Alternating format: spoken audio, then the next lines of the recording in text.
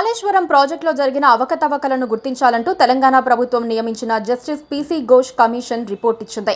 దాన్ని పరిశీలించి ప్రధానమైన అంశాలతో సిఫార్సులు చేసేందుకు ప్రభుత్వం త్రిసభ్య కమిటీని నియమించింది. ఆ కమిటీ సోమవారం తెలంగాణ కేబినెట్ కు రిపోర్టు సమర్పిస్తుంది. దాన్ని బట్టి తదుపరి చర్యలు ఏం తీసుకోవాలన్నది ప్రభుత్వం నిర్ణయిస్తుంది. కాళేశ్వరం ప్రాజెక్టులో జరిగిన ప్రతి అవకతవకకు కారణం కేసీఆర్ఏనని రిపోర్టు వచ్చిందని పీసీసీ చీఫ్ మహేష్ కుమార్ గౌడ్ అన్నారు. ఆయనకు ఆ విషయం అప్పుడే ఎలా తెలిసిందో కానీ కాంగ్రెస్ ప్రభుత్వం మాత్రం అదే చెప్పబోతోందన్నది క్లారిటీ వచ్చేసింది. అయితే ఎందుకు కాంగ్రెస్ ప్రభుత్వం ఈ ఇష్యూని హైలైట్ చేస్తోందంటే ప్రధానంగా బనకచెర్ల ప్రాజెక్టే కనిపిస్తోంది.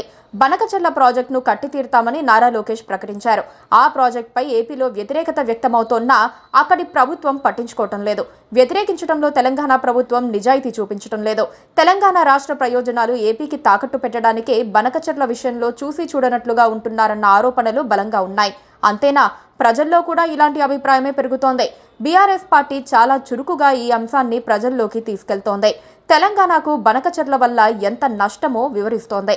1980 గోదావరి నీటి వివాదాల ట్రిబ్యునల్ ప్రకారం తెలంగాణకు 968 టీఎంసీ గోదావరి నీరు కేటాయించారు.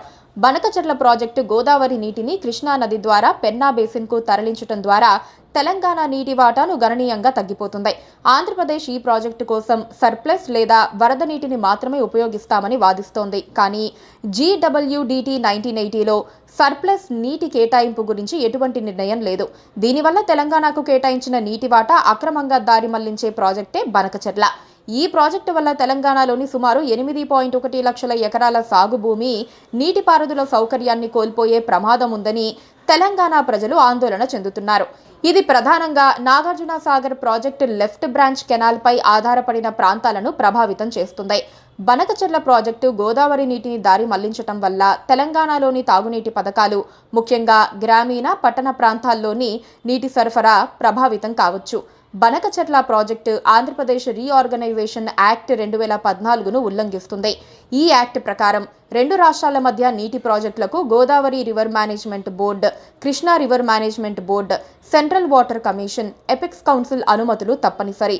ఆంధ్రప్రదేశ్ ఈ నిబంధనలను పాటించకుండా ప్రాజెక్టును ముందుకు తీసుకెళ్తోందని ఆరోపణలు ఉన్నాయి. ఇంత నష్టం జరిగే అవకాశం ఉన్న సమయంలో ప్రజల దృష్టి మరల్చడానికి కాళేశ్వరం రిపోర్టును తెరపైకి తెస్తోంది.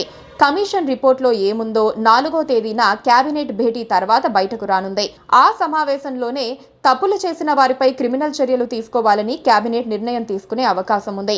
ఈ అంశాలపై విస్తృతంగా ప్రచారం చేయడానికి తగ్గ రోడ్ మ్యాప్ రెడీ చేసుకునే ఉంటారు. ఈ ప్రమాదాన్ని బీఆర్ఎస్ ఊహించింది. అయితే ఎలా ఎదురుదాడి చేస్తుంది? కాళేశ్వరం పేరుతో తమపై జరుగుతోన్న ఎదురుదాడిని ఎదుర్కొని బనకచెర్ల అంశాన్ని ఎలా లైవ్ లో ఉంచుతారన్నది కీలకం.